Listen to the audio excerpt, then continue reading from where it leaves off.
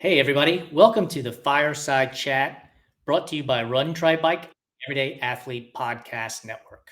My name is Jason Bahamundi. I am your host for the show, and I will be joined by Krissy Murphy in a minute as I am super excited to have her join the show. Before I bring her on, please remember to subscribe, rate, review the Everyday Athlete Podcast Network on your favorite podcast platform. We have a number of different shows on there where we are talking about running and music, running and food, Q&A, serious conversations, men's mental health, and everything in between. When you get to your favorite podcast platform, be sure to subscribe, rate, review, and comment so that we can continue to bring great stories to you, like the one we will be having with Krissy here in a moment. So before I keep rambling on and ruin your afternoon, let's bring Krissy to the show and have a blast. Hey, Krissy, how are you? Trying to get this down. Oh, it's okay. You're good. Take your time. I can see you. You look good.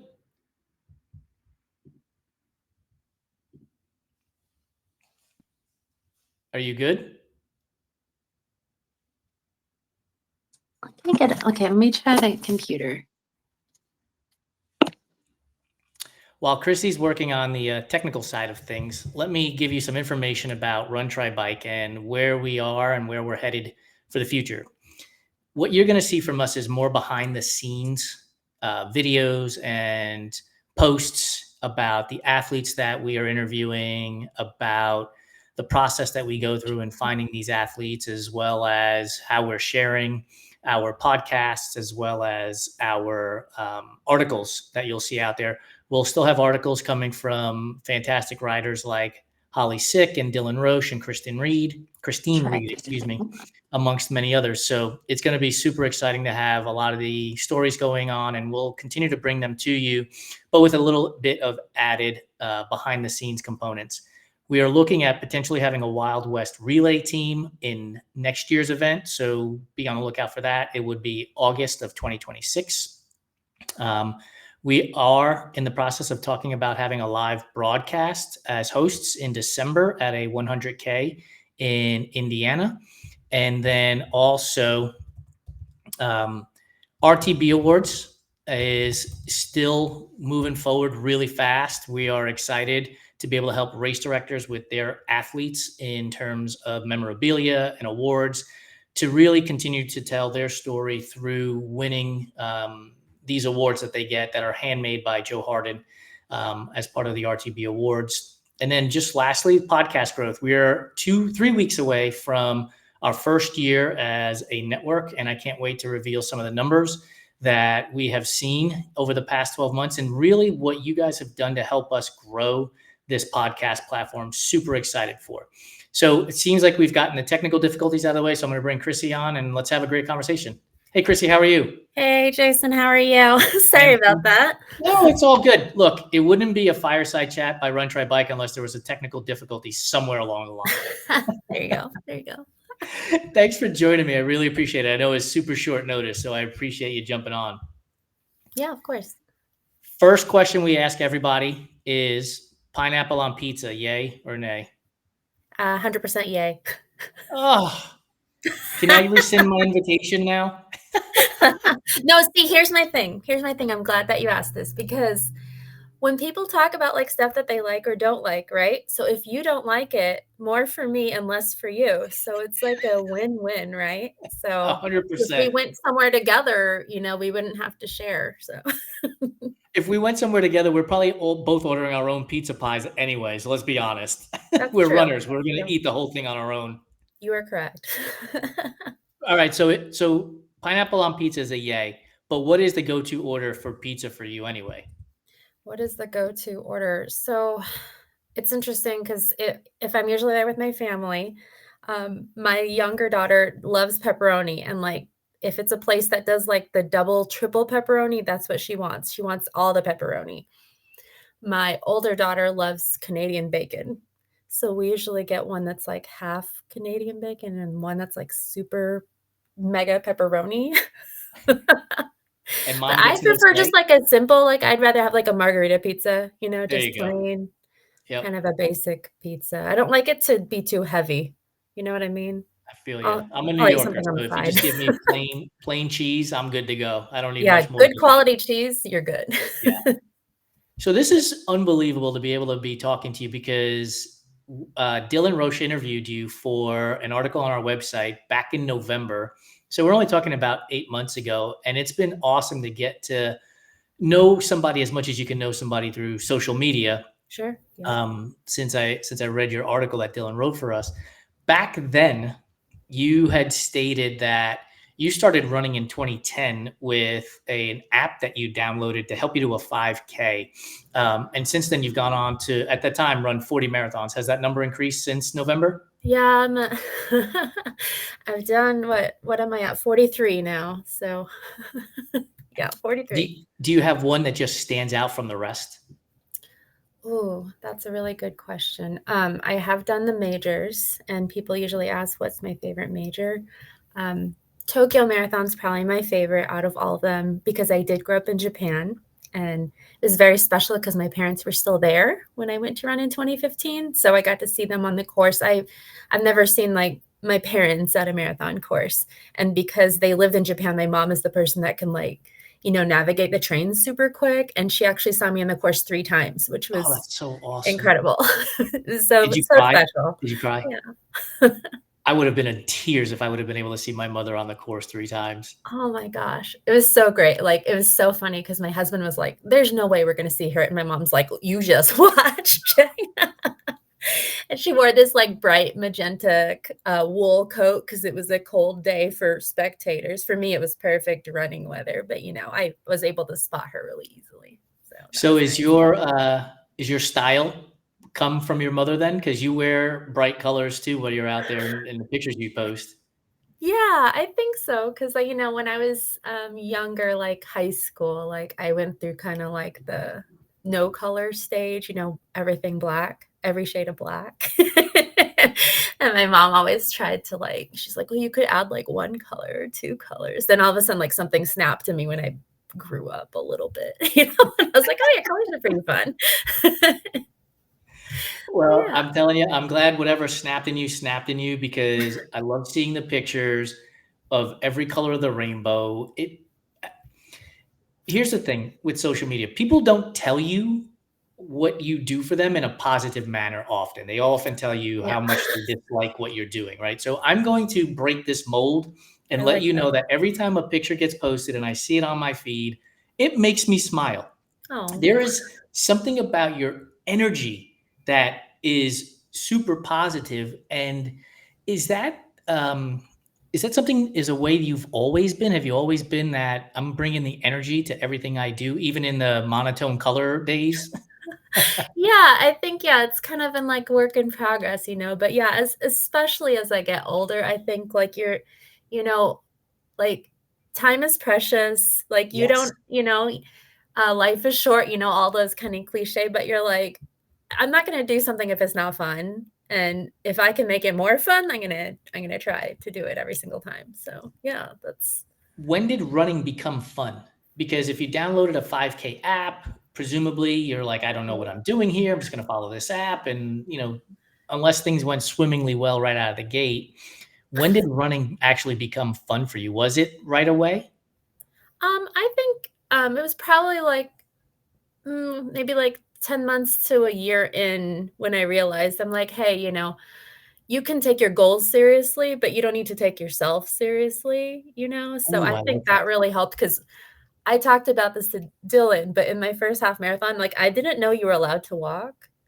Like Okay. What did you think was going to happen? I thought What? like because I heard of sweepers and I heard of like sag wagon, and I'm like, the second they sense you walking, they're gonna come and get you. And I'm like, and so it was a Disney race, so it's like, very congested Mickey's in the going to pull you road. off the course. So I'm like running off road, running in the grass. I'm like, oh, I can't stop. Just keep going. And then, I finished the race a little over 2 hours. Like, I think it was like 2 hour, 4 minutes or something. And I turn around and I'm like, oh my God, there's so many people behind me. And I'm like, oh, so it was like lesson learned. I mean, it's wild to think, that was 2011. but like social media was just like not how it is now. So there's no Yeah. way like I could have like asked people or anything. Like, I was like, oh, lesson learned. Okay. Is that the wildest thing you can recall thinking about running when you first got started, that if you thought about it today, you'd be like, seriously, Krissy, that's what you thought was going to happen? Yeah. Probably that's probably one of the craziest things that I thought. And like I think my first running watch I got was a Garmin, but it was one of the Garmins that didn't connect to GPS. Like it was just like a step counter, like a fancy step counter. Yeah. And I was just like, oh, I'll never need one of those fancy watches. Like maybe I should downgrade and just get like a Timex, Yeah. to see how far you're running. And there's sometimes I think time and place, like sometimes that probably is a good thing to do.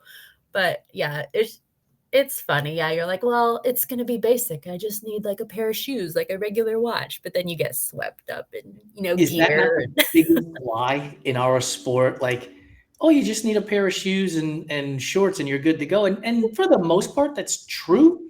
But you're right. You get caught up, I guess is the way to say it. But you find yourself healthier, you find yourself improving, you find yourself happier, and like, I want to do more, right? And Yeah. for some people, more is running 300 miles, and for other people, more is racing 5Ks more often. Whatever the Right. more is, you find yourself in that space. When did you find yourself saying, I want to do more? Like, this 5K is cool, but I want to do a 10K, half marathon, marathon. What was the next step, and when did it happen? So I think it was kind of a natural progression for me because, yeah, like the first was a 5K and I was like, oh, that was fun. And, I was very strict with my training and like I love training. I love a good training plan. I love checking off boxes. But for the half, when I went to half, the real reason why I even ran the race that I thought you had to run the whole time was so it was like Run Disney events. So it was the Walt Disney World one. I wanted to just run the Disneyland one because I love Disneyland. But then I hear about, this challenge, Coast to Coast Challenge. I'm like, okay, so I got to do that. So I do the little challenge and I'm, signed up for it. And in the summer, I'm like, if I'm going to be running all this much, maybe I should like train for a marathon. I just kind of like threw it out there. And people are like, really? Like, why would you want to do that? And I was like, well, I mean, you're doing a long run every weekend. Yeah. And I was living in Virginia, so it's like hot, in Yeah. the summer, hot and humid. And I was like, well, I'll be ready. I would have done enough runs. So I was training for the half in September, but I was like, if I find a race that's like convenient, maybe I should think about it, and then I was like, oh, find the Richmond Marathon.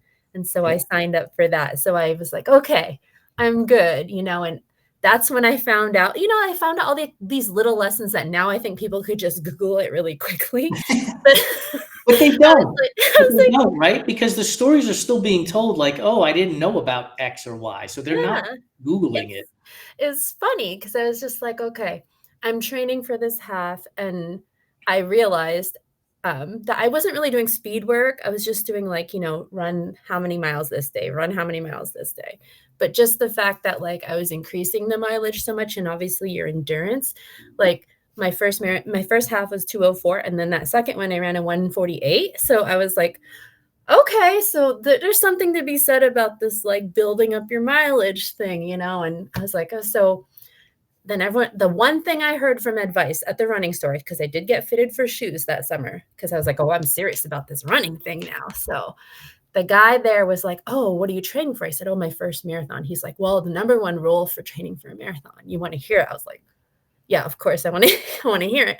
And he said, don't set a time goal for your first marathon. Your goal should be to have fun and ultimately finish it. If you don't finish it, don't beat yourself up, but that should be your goal, is to just enjoy it. I was like, yeah, okay. And in the back of my head, I'm like, okay, so what's my time goal? All right, so I told everyone, yeah, I just want to finish it, and I was like, no, for sure, 4 hours. I got to run this thing in 4 hours. So, and I did. I ran a 3:59. So nice. But I still tell people too, number one rule: don't set a time goal for your first marathon. It's interesting because when I did my first Ironman, I was told the same thing. Don't set a time goal, and I'm like, have you met me? Like, What do you mean don't set a time goal? Like, I'm going to set a time goal, period, end of story. And my time goal was 12 hours. And I think I finished right around 12 hours in that vicinity. And I know why people say don't set a time goal, because you don't want to upset yourself. You don't want to hurt yourself if you're pushing too hard and all of these things. And I get that. And I would still convey that same message to people. But it's interesting. Like when I finished, and I don't think I hit under 12 hours at that first Ironman. Maybe I did. But I don't recall ever being upset about it. It was like, okay, cool. This is now the baseline from which to grow from. Was that the same thing for you when you hit the 3:59? Was that sort of like, okay, this is my baseline and I can see how I can improve on this now?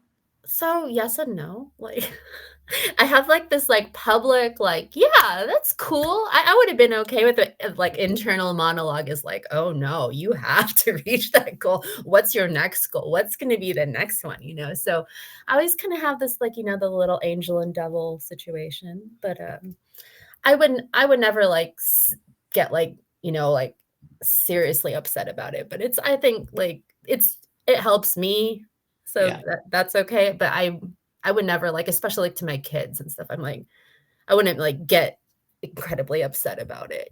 Like this is, failing at something is like, it teaches you a lot more than when you succeed. And that was another lesson I had to learn because, you think like, I have this goal, I'm going to beat it. I have this goal, I'm going to reach that goal. But like, you don't feel as satisfied as you think you would be when you just magically reach a goal. It's kind of like that suffering. Yeah. And it goes back to what you said earlier, like all the cliches, right? I remember a number of years ago, I would hear these cliches and I'm like, enough with the bullshit, man. Like, just go do the thing.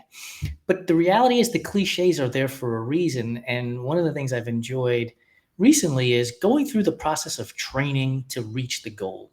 I DNF'd Canyons 100 a couple of years ago. I'm racing another 100-miler at the end of this year. And I've had to progress over the last 2 years and through the training. And if the trail running gods are with me at Javelina and I get to finish and I get a buckle, the whole process of getting through all of that stuff is going to be super memorable, more so than just actually crossing the finish line. Yeah. Right. And so let me ask you this. I know you ran Boston in 2022. And so when you finished your first marathon, or maybe even the first handful of marathons, did Boston become sort of a goal for you, or did the world majors become a goal for you? Yeah. So after my first marathon, I heard that you had to qualify for Boston. And I looked at my time and I'm like, well, I could probably do that. Like, I'm young. I'm like, I was. I'm like, yeah, I have the time. At the time, we didn't have kids yet. I'm like, I just go to work and I have time to train. Shouldn't be a problem. I signed up for my second marathon before I even finished the first marathon. So I was kind of already like, a lot of people are like, they say like you run your first marathon and the first thought you have is incorrect, like I'll never do it again. And those are the people that will, 1-2 days later looking online for what they're going to sign up for.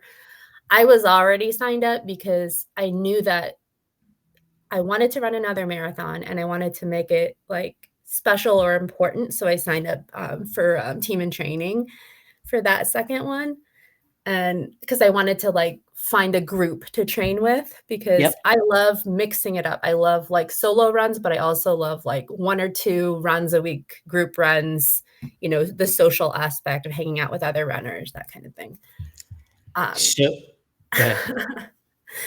I told my coach in team and training that I wanted to qualify for Boston in my second marathon. That didn't happen. That didn't happen, but she believed in me. She was really supportive. But yeah, I ran a 3:58 in my second marathon. It improved. So PR by a minute. Yeah.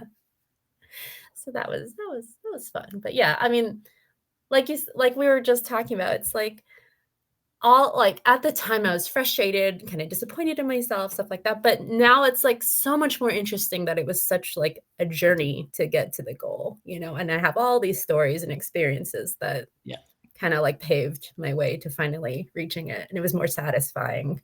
How many attempts did it take for you to qualify for Boston? So official attempts, I want to say it was like 4 or 5, but it was spread out because after Tokyo in 2015, that's when me and my husband decided that we're going to try to start the family. So there was that little span between 2015 and 2018 that I ran one marathon in there. But it was like not to qualify for Boston. It was just to be like, where's my fitness after having one kid? Yeah. And I ran a 340. So that was like I took off some more time. So that I was like, okay, I'm on my way. This is good, and then I had our second. And after that, that's when I was like, let's get serious again. But because of that time span, like it ended up being like 9 years for me to finally reach that time. Yeah. That's a phenomenal story and a great lesson for people who are just getting into this sport, or maybe they've been around for a number of years, who are getting frustrated with either progress or delayed satisfaction. Let's be honest that, look, it took 9 years for you to get to the goal. And sure, maybe 1 or 2 or 3 of those years were family oriented, but that's life, right? Like life happens that way. And one day you're living in Virginia, next year in the Pacific Northwest, or like me, one day I'm in Dallas, then I'm in Phoenix, then I'm in the Pacific Northwest, and now I'm in LA. Like that's just what happens in life. And it would be great if it was, utopia 24/7, but it's not. And you have to understand that sometimes things get delayed and pushed off and pushed back, and you just have to keep moving forward when you have the opportunity. Right. Yeah. We are a live show. I want to give a shout out to Dylan, who is how we are on the conversation. He joined us for a little while. He had to hop off, but he said he's so glad to have dropped in and listened to the two of us chat. He loves us both. And to Stephanie Walsh on Facebook, she commented, you always have to have a goal. You just have to do your best within reason. And I think that's a really good point, that oftentimes if we're adrift at sea in our training, it can get really easy to fall out of love with our sport because we're not looking at a goal. And a goal doesn't have to be a race or a time or a distance. It could just be, I want to run for 30 minutes today, and whatever that is, get out there and do it. I want to go back to the article that it got you introduced to us in our community. And in that article, because you've mentioned your kids, I want to bring this up, that November was your first time running with them, with the turkey trot. What was that like? Oh, it ended up being quite interesting, actually. Yeah. So it was us, and my husband came along too. He decided he wanted to sign up. Ended up being a really good idea because the two girls were super like hyped up, ready, excited. We'd been doing like, a little bit of running around the neighborhood. But on race day, I told them, you need to like pace ourselves, like start off slow, it'll be very exciting at the beginning. Don't run too fast. And they're like, yeah, okay, mom, So they, right out the gate, Zoom. And I'm like, oh, this is going to be one of the, okay, and there's so much you can say, and you maybe need to experience it for yourself. So I want to say like they were running like full speed for like a few minutes, and then they're like, are we done? I'm like, we've gone like a quarter mile. We got quite a bit to go. And then we decided to split up. So I took Abby and my husband took Ellie, and it was like a course that had an out and back. So me and Abby were doing like a run walk. I said, this might be helpful for you. If you like running fast, we can do that, but then we'll walk. Let's run fast and then walk. So we were doing pretty good. We come around the turnaround and we see Ellie and Eric. And we like shouted and waved, hey, how's it going? And Ellie, like, terrible. I want to go home, well, we got a little bit left. How much longer? And we're like, okay, see ya. Like, keep going, make it to the end. Abby was tired, but she's like, when I see that medal, I'm going to be so happy. It's going to be worth it. I said, yeah. And then, we're going to, have whole Thanksgiving, and we'll have like our turkey dinner, and we'll have pie, all that good stuff. And she was in the zone. She was good.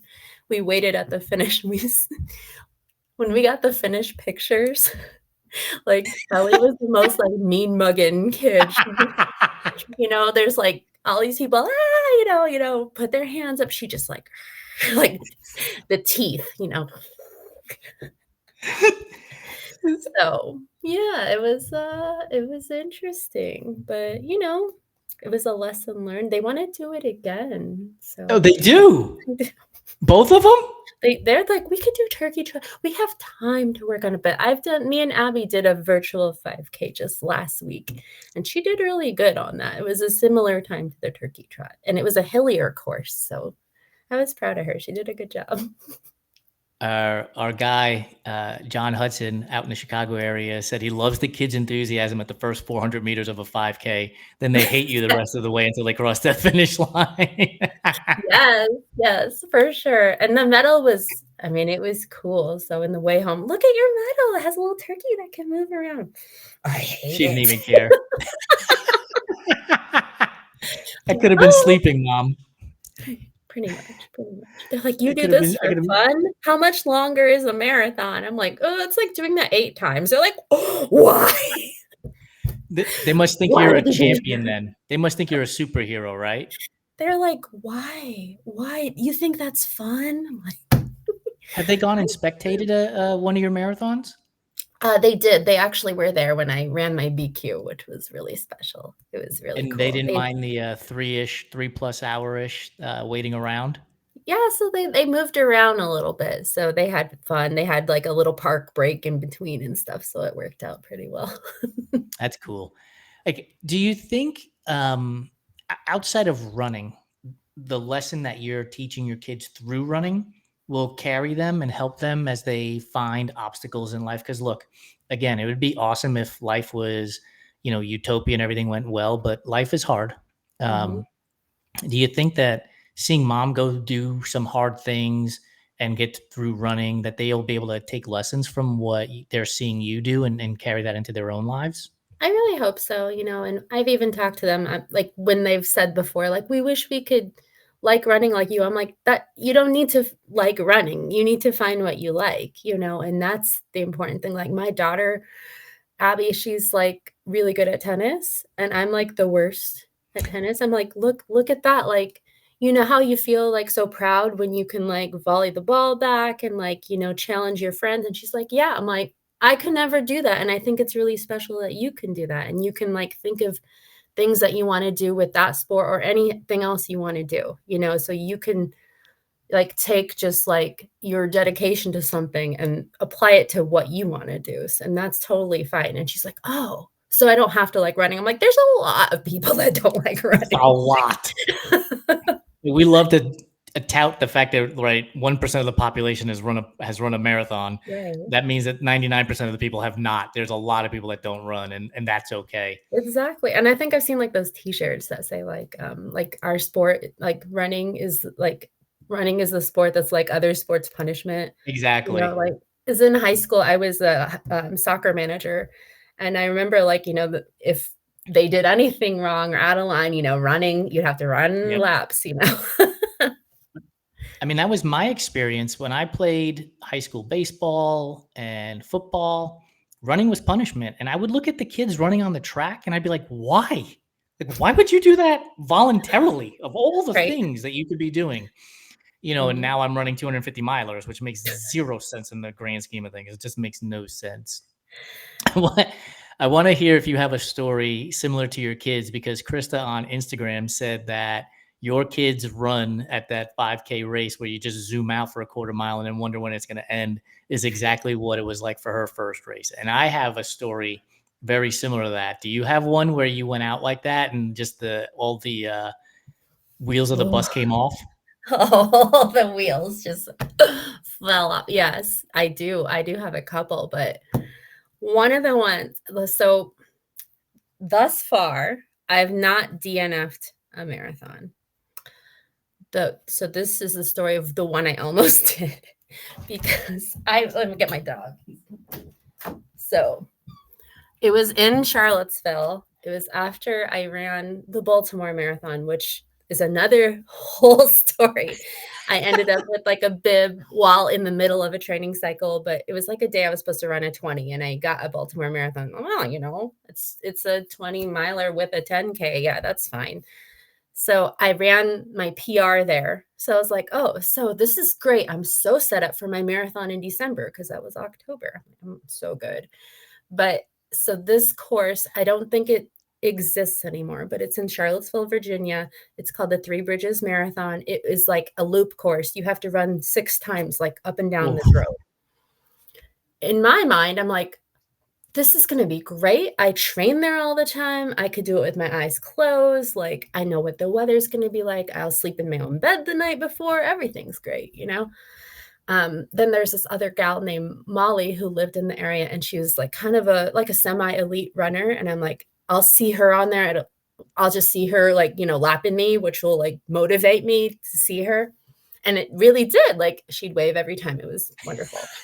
But I think like the second and a half time, I'm just like, this is the worst day of my life. Like the weather was perfect. Like there were spectators on this boring road, which is shocking that there were spectators because it was like family members. It was a pretty small race. I think it was only like 150 people or something, pretty small. But it was just so bad. And like there was not even a parking lot. Like you parked next to the road. And I was like, I could get in my car and just drive away. It was not chip timed. Oh. It was just gun time. I'm like, I could just get in the car and leave. They'll be like, where's Krissy? And no one will care.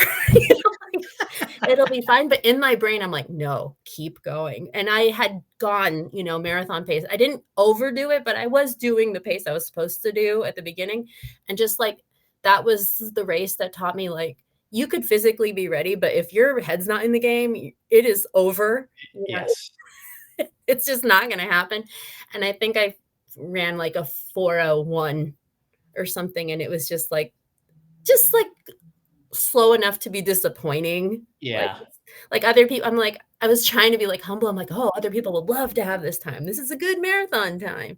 And I'm like, I just ran a 3:43 like 2 months ago in Baltimore, where everyone says it's hard to run a fast race, you know? And it was bad. Something to be said for recovery too, right? Like, so for me, a buddy of mine, I was living in Dallas at the time, says to me, I think we should beat a friend of ours half marathon time. And I'm like, what's her half marathon time? And he said, it's 1:31. And my PR at the time was like 1:36. And I was like, yeah, we could do that. Sure. When's the race? He said, in 2 weeks. I was like, okay, sure. So I think I did like 2 speed intervals over the 2 weeks of training. And we get to the start line and we're literally like the first 2 people at the front of the tape to start because, you know, I need to get going from the get-go. Otherwise, this is never going to happen. And the first 2 miles are like 6:58, 6:52. And I looked at him and I was like, holy shit, we're going to fucking do this, man. Like, I feel great. This is amazing. We get to the 5K mark and like I could see people now passing me, right, as the pace goes down. And this course is just a straight line. So you could see where you have to turn. And it looks like this is Texas. It looks like it's in Oklahoma. And I'm like, oh my God. No. And at the time, so the 1:30 pace crew is behind me and they pass me. Then the 1:35 passes me. Then the 1:40 passes me. Then the 1:45 passes. I get to like mile 9 and I'm like, I have to stay ahead of this 150 pace at this point. Like no matter what I do, I don't care how bad it hurts. I have to stay ahead of these guys.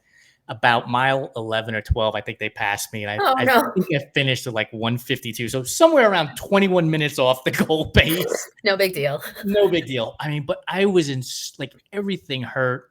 It was awful. And I feel like your kids felt at the turkey trot. Like it was like the first 400 meters. And then it was like, how much longer, Mom? Why would I do this? This is the worst. That's all. Yeah. Yeah. A couple of things I want to get to before we run out of time and join in on the food conversation is you're now run streaking with the cool kids, as the hashtag says. Yeah. And you mentioned in one of your posts that you've never run streak before. Yeah. And so what was the motivation to get you to start this?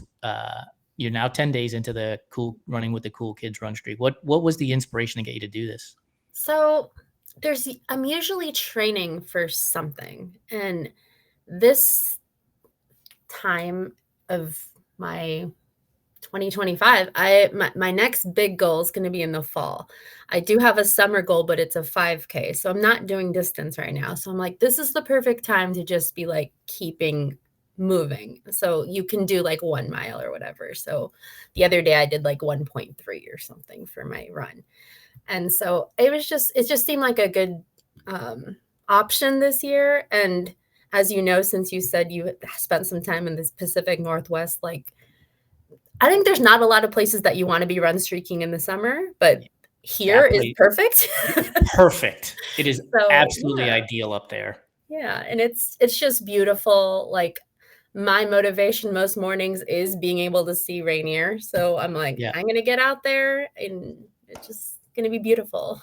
Of all the things that I have seen in my lifetime, we lived in downtown Seattle. I would run on the Centennial Path and I would run north. And then when I would turn around to come south on the Centennial Path and you come around the corner on a good day and Rainier is out, it is overwhelming to the point of emotional. Yeah. When you see that mountain, it's unreal how close it looks. Yes. Because it's so big. It's incredible. It's just beautiful. And if you catch it like right at sunrise, you get like that alpenglow and it's just like, it doesn't even seem, it seems like you're like in a fantasy world or something. Yeah. Like I'm not on Earth. I don't know where I am. I don't know if you follow him, but I'm gonna definitely mispronounce his last name, but his name is Stephen Leong, Leong. He's a photographer and takes pictures around Seattle. I follow him on Instagram, and oh my goodness, the pictures that he takes, especially of Rainier too, are unreal. They will make you want to move to Seattle because they'll make you jealous of what you see there. The other thing that you're doing is you're also raising money for, and please help me if I mispronounce it. Is it pronounced PFLAG or is it PFLAG? PFLAG. Yeah, you got it. What is PFLAG and why is it important to you? Sure. So PFLAG is actually, it's a organization that provides resources for it's like parents, friends, and anyone that like has someone in their life that's LGBTQ, and just helping support them as well as like, the actual people as well. But it's just, it's important to me because I think especially the way things are right now, it's like so many people are driven by fear, and it's so important to like offer assistance to people, like especially people that are just scared and they don't know what to do.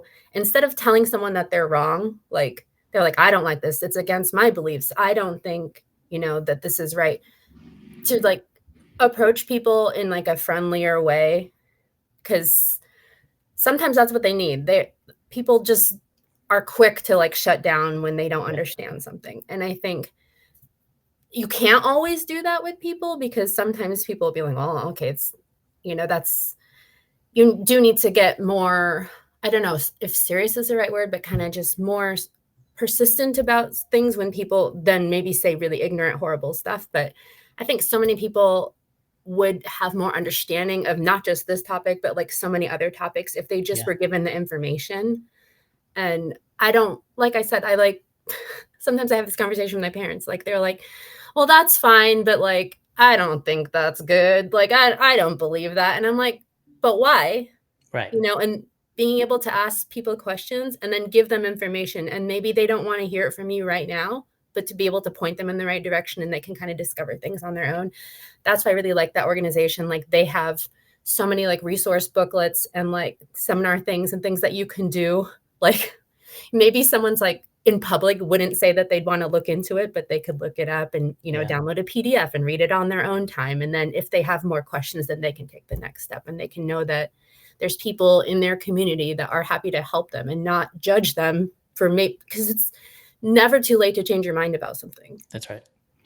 So that's why I find it it was important to me. I have a lot of people in my life that maybe didn't have the support in their family, and as you get older, I'm sure you've experienced this as well. It's like you find out so much, of obviously your family is super important, but sometimes your chosen family becomes kind of more like in the spotlight, or kind of like something that you can depend on more. And that's okay. It's okay to have a variety of different people that in your life. So yeah. I think the thing about, right, there's a variety is the spice of life is a cliche. And what I have found as I've gotten older is being more open to hearing conversations about things that I may not have been open to hearing years ago. And living in Seattle, it is one of the most open-minded places I have ever lived in.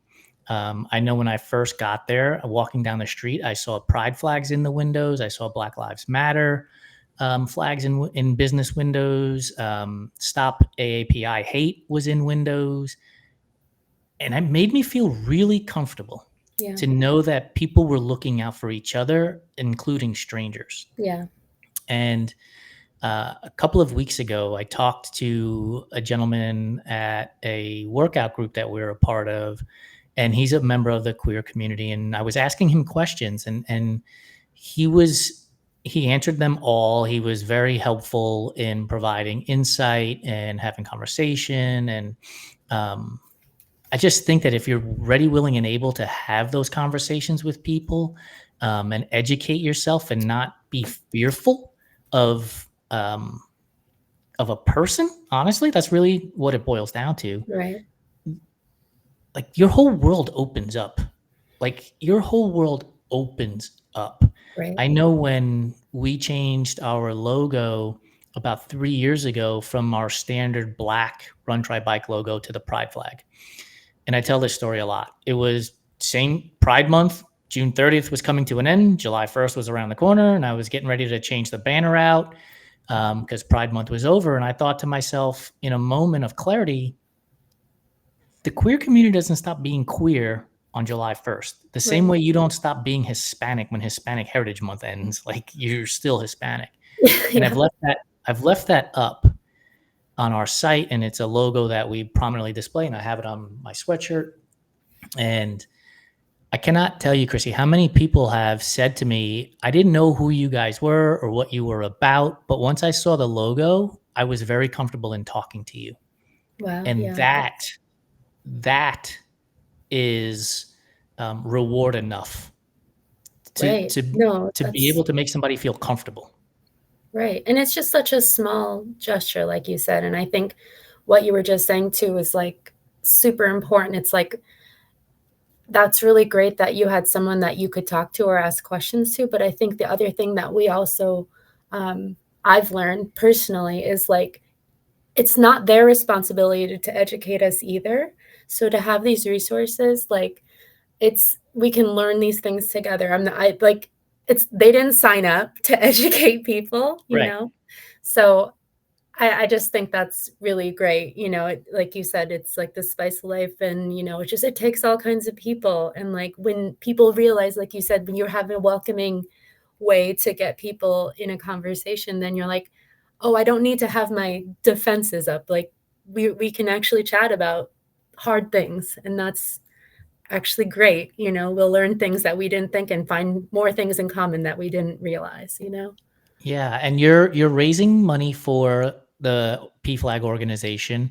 Do you have a URL that you can share with our audience, and we'll put it in the show notes? Oh, sure. It's just if you go on my social profile. So I'm sure that, if you just find it Krissy Murphy, it's just in my Meta profile. I actually just talked to Meta recently about fundraising. So it's actually pretty interesting. They're asking me how I use it. And I'm like, I love using it because it makes it easy for people to get involved. Because so many times, I've fundraised for many different organizations that are important to me.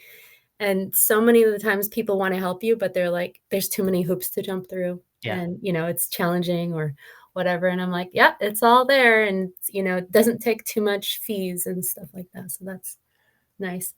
You said you fundraise for a bunch of different organizations. Is that something that was instilled in you as when you were a kid, or is that something that came along as you made your way through life and you saw some obstacles that people have to go through and you wanted to help? Yeah, it's something that's just developed over the years and meeting so many different people that are going through different challenges. Like I've seen so many like memes and cartoons recently, and they're funny, but it's so true. It's like no matter where you go or what you do, like you don't know what someone's going through. And you talk to them and you're like, wow, like what can I do in my life that is like feasible? Because you want to do big things. You want to Mhm. like make huge changes, but you're like, how can I do things on my level and like be a positive, just contributor to different issues and things like that? Because, I think in the past, like I would have been like, wow, raising like $150, like, wow, you're so special. But I'm like, no, like this is a small thing that I can do this month. Someone else will see it and be like, hey, what is important to me? Like, what can I do in my community? What can I do in causes that are important to me? And I think that's the beautiful thing that happens. And it's just really special. And it sparks so many conversations too. Yeah, and I think social media has distorted what success looks like, right? So if you raise $150, that's $150 to an organization that didn't have $150 before, Exactly. Yeah. right? Like, and that's a big deal. Would it be great if it was 1,500 or 150,000? Sure, it would Yeah. be absolutely phenomenal. But it's still a contribution to an organization that wouldn't have had it to begin with. Yeah. And I think one of the things that we have to learn is perspective. Like social media is great at distorting perspective, right? Yeah. Chrissy's running for 30 days straight, and I could be like, well, man, I am not running 30 days straight. I'm not as good of a runner as she is.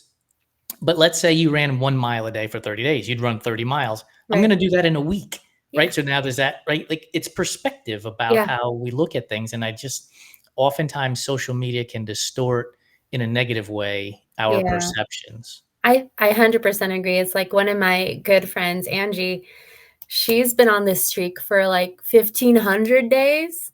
So I Wow. see like her streak and I'm like, I think me like a decade ago would have been like, well, my little streak looks so pathetic, but it's like, no, like everybody's doing something that's important to them. Like Yes.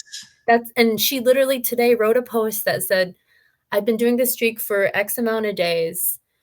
It might not seem important or cool or impress anybody, but it gives me something that I can do every day that's getting me active, and I think that's really cool. Like it's part of her life.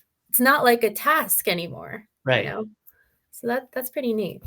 Before we jump into the food questions, John Hudson said he loves the run streak and good luck to you. And he Thank you. also mentioned that the Seattle waterfront path is one of the most magical places to run. And It's so beautiful.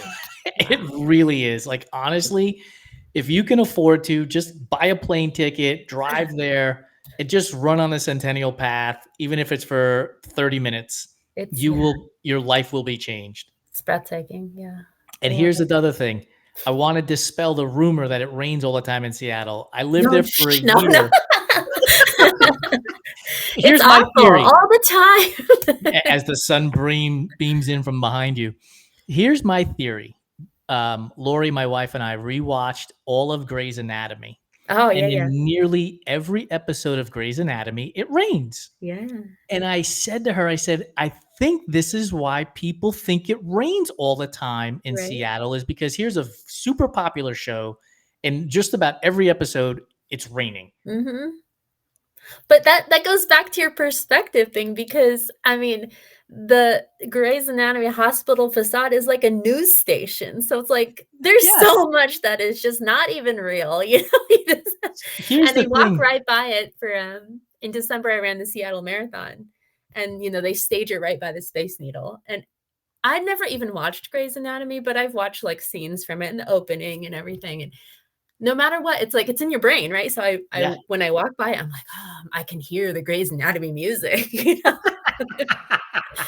It's just wild. It's like these things that they become part of just culture. And Here's the really wild thing. So we lived a block away from that TV station that was wow, used as the front for Grey's Anatomy. And so when we would watch it, I'd be like, there's the helipad. And that's the thing that they were using as the that's funny. scene on Grey's Anatomy. Yeah, we Wow.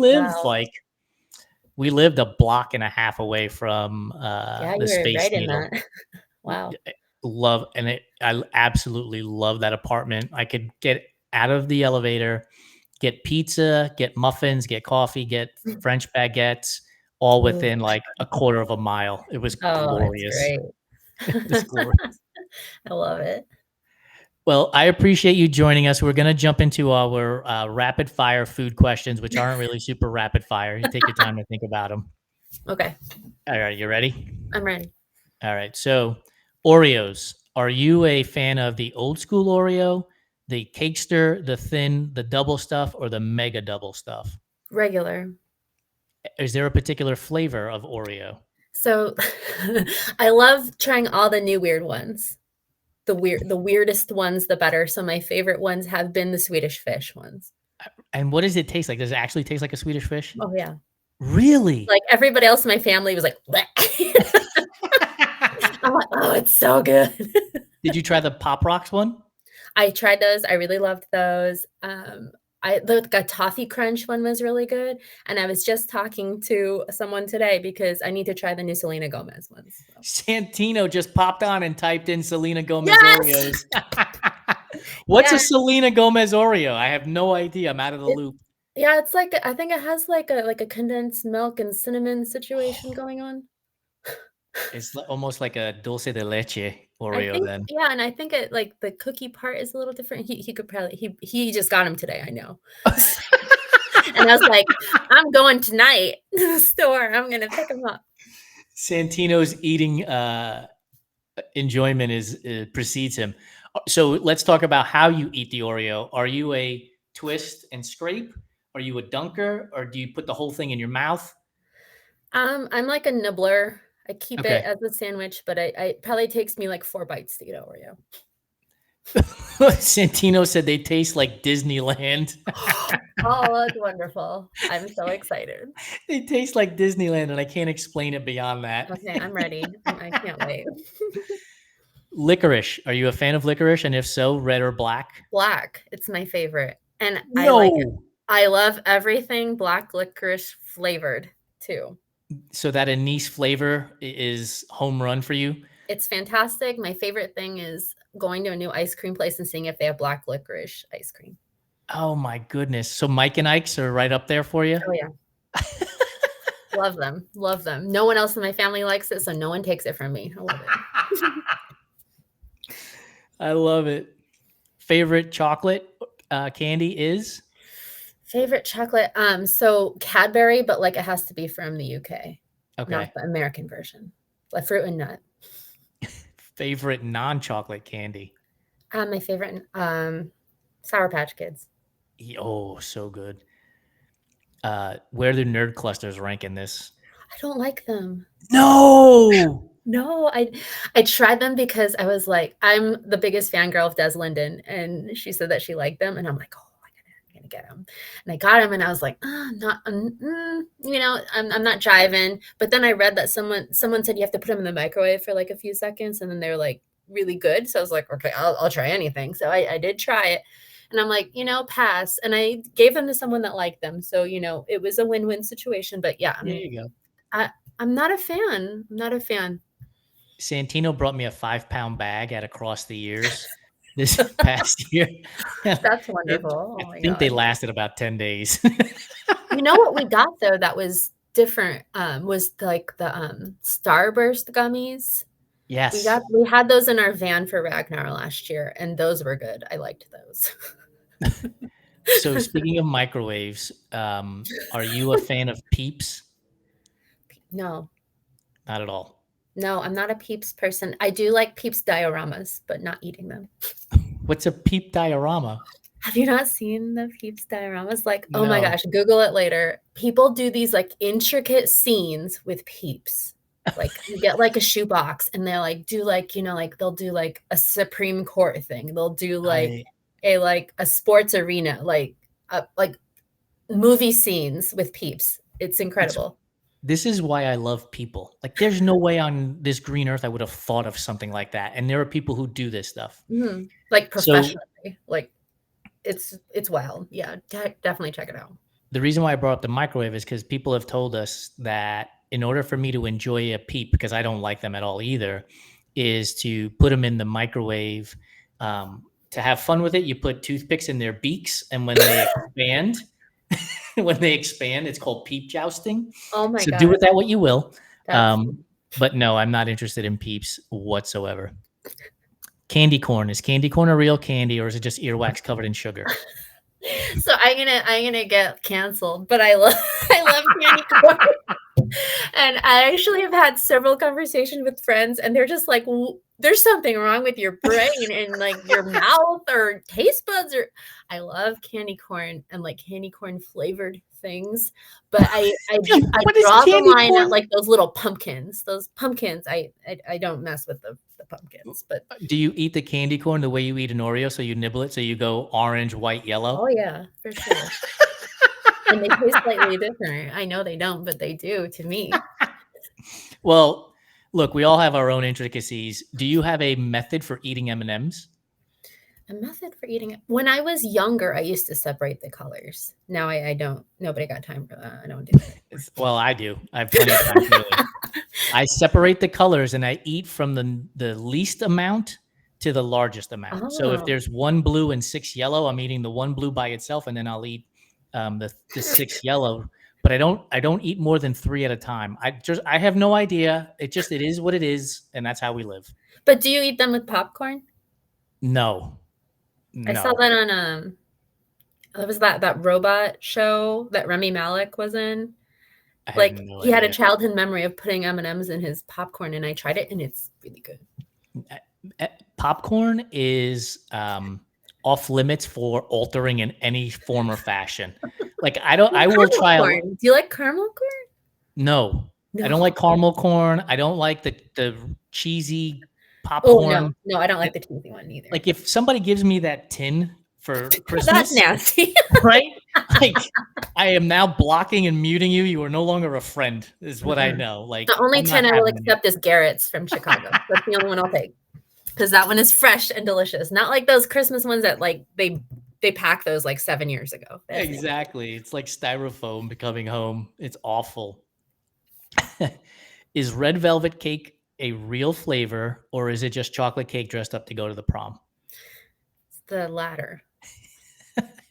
My kids love it.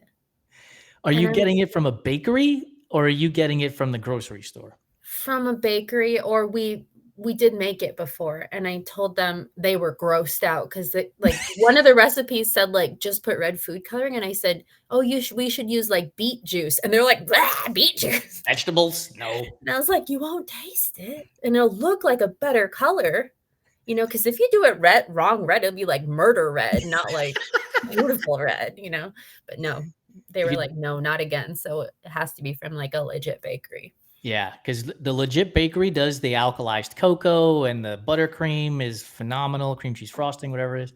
Yes, but when you go to like Kroger or Albertsons, like that's just, dyed chocolate cake. Yeah. It's nothing other than that.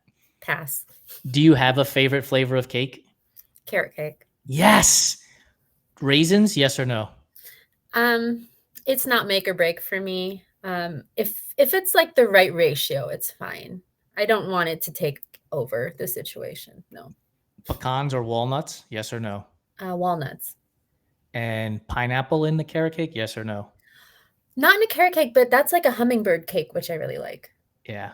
So I've had the pineapple in a carrot cake once, and it was really tasty because the pineapple wasn't too overpowering, and it added a little bit moisture to it. There's a place down in Florida called Homecoming, Art Smith's Homecoming, and their thing is the hummingbird cake. And I got the recipe, so I make it at home sometimes. And I'll buy my plane ticket. We'll come hang out. It's so good. Super good. Last question before I let you go. Tray of brownies has come out of the oven. It's been sitting on the counter long enough for it to cool, so you can actually touch it. Are you going to the edge for the corner slice? Are you going to the edge that just has the ooey gooey in the middle and the crusty part on the edge? Or are you going straight into the middle for 100% ooey gooey? All 4 corners.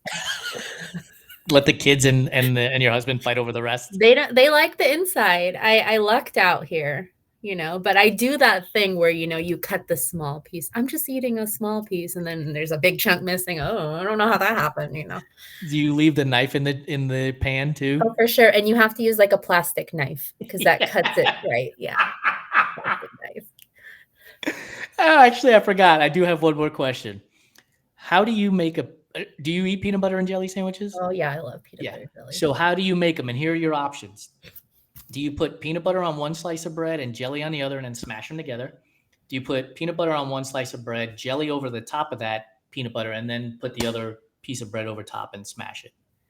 Okay, for my kids, I do the first one, peanut butter and jelly, and put it together. For myself, both peanut butter and then one layer of jelly. So it's like a double peanut butter situation. I love peanut butter. Yeah.